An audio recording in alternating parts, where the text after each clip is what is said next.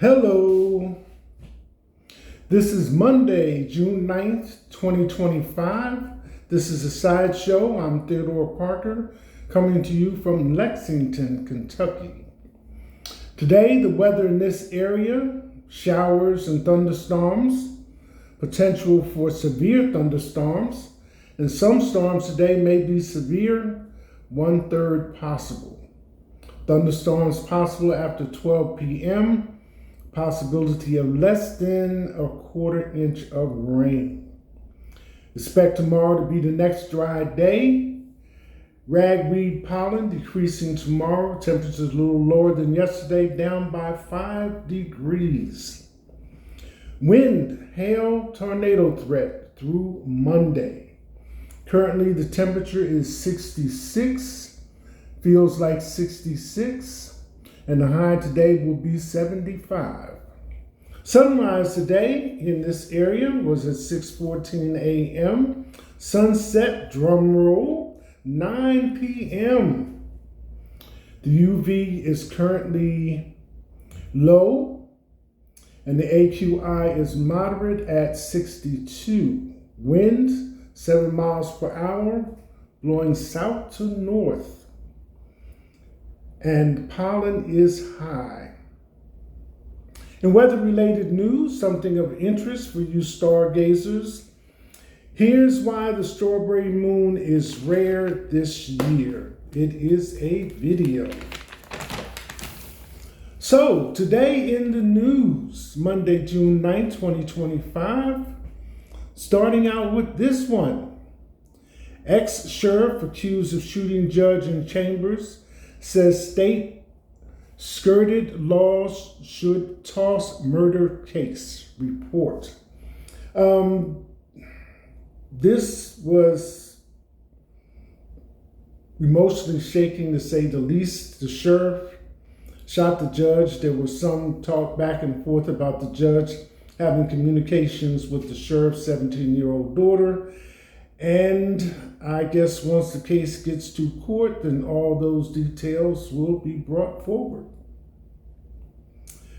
The next one, hand me to the nearest white man. Woman sparks outrage after saying in viral video she prefers white bosses. So this article brought a lot of comments from people that were reading it, etc., etc. But the one that kind of sums it up is there have always been people who thought the white man's ice was colder.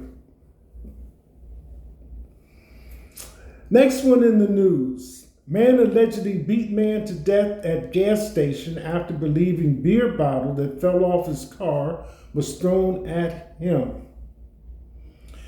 A Houston man beat another man to death because he mistakenly believed the man threw a beer bottle at him. Lancello Martinez, 22, allegedly attacked Yi Mant Ang, 38, at a gas station after a beer bottle that had been placed on the hood of Martinez's car fell off as he drove away from the station, ABC 13 reported. ABC 13 reported that the bottle had been placed on the hood by the car's passenger. Martinez began attacking random gas station patrons who ran away before descending upon Ang. Martinez hit Ang in the head some 20 times and left him there behind the gas station or in a place where he was not in a foot traffic zone. This occurred at 9:30 a.m. and at 9:30 p.m., another customer of the gas station, a woman, noticed that he was laying there, Ang, and some people were saying, well, don't call 911. She said, no, that's exactly what I am going to do, call 911. So by the time, EMTs arrived and everything and transported Ang to the hospital, he succumbed to his injuries.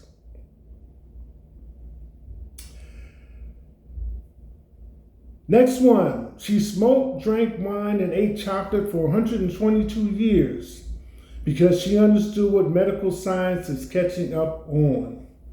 This was like a hook to get you to watch a video that will subsequently encourage you to buy a product.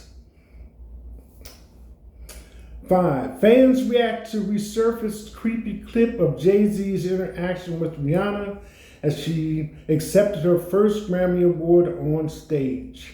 Makes my skin crawl. Now, this is one of those things that's kind of out of context, because here's the latest situation. On Saturday, May 31st, the beauty mogul's father, Ronald Venti, passed away at 71 years old. His death hit hard for those who had been following the singer for a while, as she had an on and off relationship with him, full of ups and downs. Regardless, he was often there during moments of her career, like when she won her first Grammy Award in 2008.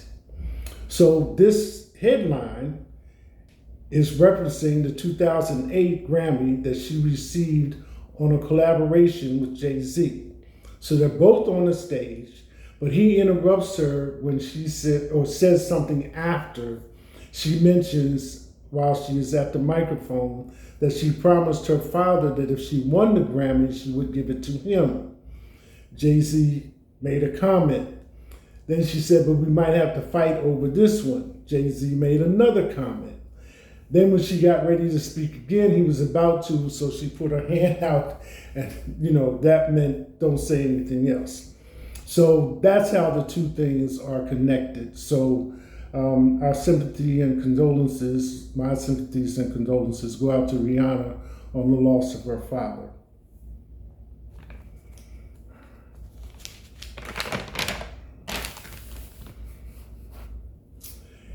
In the news, the President of the United States is a effing moron.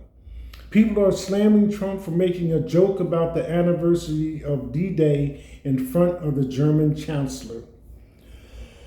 Excuse me. For those who don't know, on June 6, 1944, the Allied powers, including the United States, stormed the beaches of Normandy, France, leading to the beginning of the liberation of Germany and the rest of Europe from the Nazi regime, the 81st anniversary of D-Day. So for the Chancellor to be visiting and mention that D-Day anniversary was coming up, and for him to say, well, that was a sad day or a bad day for you, the Chancellor responded, well, it was a good day for my country to be liberated from the Nazi regime. So,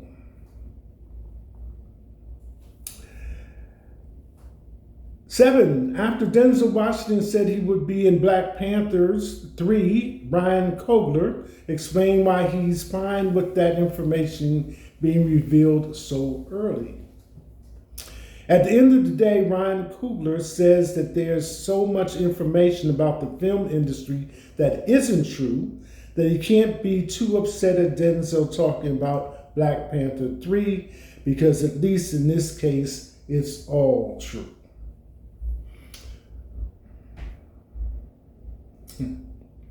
Next one. I'm not going to let you sit there and talk trash about my man, Brittany Griner. Brittany Griner, joke by Patrick Bet Davis, co-host, didn't sit well with Stephen A. Brittany Griner got blasted by one of the co-hosts of the PBD podcast over a quote that later on got to be revealed to be fake. Rob Kardashian's ex-Blac Chyna did a real number on him after dramatic split. He doesn't like to let any woman too close. Khloe Kardashian speaks on his behalf and what she's done to try to get him back into at least allowing women to get close to him. Khloe Kardashian is ride or die for Rob. And number 10, he's the real MVP. Alex Caruso's 20-point performance impresses fans after Thunder clinch NBA Finals Game 2 win versus Pacers. One crucial reason for this victory is contributions from the bench, especially from Alex Caruso and Aaron Wiggins. In Game 2, the Thunder came victorious with the score line of 123-107, as the Indiana Pacers had no answers for the onslaught. Again, I watched this game. The point spread was as much as 30 at one point, and it was said early on in analyzing the NBA Finals before they even got started that you have to have two things: a healthy team and a deep bench. And Oklahoma has demonstrated this, OKC. And especially with Shai Gilgeous-Alexander being MVP on the team, they've been answering pretty good. So on to Game 3. In our top stories, 1, Courtney Vandersloot injury. Chicago Sky legend suffered torn ACL versus fever, will miss rest of 2025 season. Next one in the top stories, Kate Middleton stands firm with Prince William as doors shut on Prince Harry. Expert. And it probably would take an expert because there's so much back and forth with the royals in England that other than it just being family, and sometimes families do fall out, but at this level, there's just pressure just all over it. So just have to take what you read until you read something else. Number 3 in the top stories, Apple doesn't have a shiny new thing to show off at WWDC. But that's not Tim Cook's biggest problem. So we know with the tech giants, there's always a race to be in there to present something that the consumer will want, buy, and spend money on. But this time, even chasing AI and other new products, Apple does not have anything to present. Number 4, heavyweight boxing champion Usyk pleads with Trump, inviting him to spend a week in Ukraine. Open your eyes, help my people. So this is based on President Trump's campaign promise to end the war in the first day of office, or at least in a month. And there have been attempts, but the peace talks between President Zelensky and Putin have not gone well. Putin walked away. Zelensky didn't want to hear it. So there we are. In the meantime, drone attacks are going back and forth. Number 5, Axiom CEO explains to us what a $70 million ticket to space gets you. Now, there are several businesses that are offering rides to space. Most recently, Gail and several other female astronauts took a trip into space and we all returned safely. But there are these 3 companies that are involved in space travel, tickets to space, et cetera, et cetera. But the average ticket has been in the hundreds of thousands, most ones 600,000, another one 150,000. But this $70 million ticket will buy you a year's training as an astronaut. And the difference is, besides just going into space for 11 minutes or an 11-minute ride, it takes you into space far enough to experience weightlessness, this will be the ride and a 2-week trip or 2-week stay on the International Space Station. So it's a little more involved than what has been offered commercially to people that are interested in going into space. Teen accused of shooting Colombian presidential candidate Miguel Uribe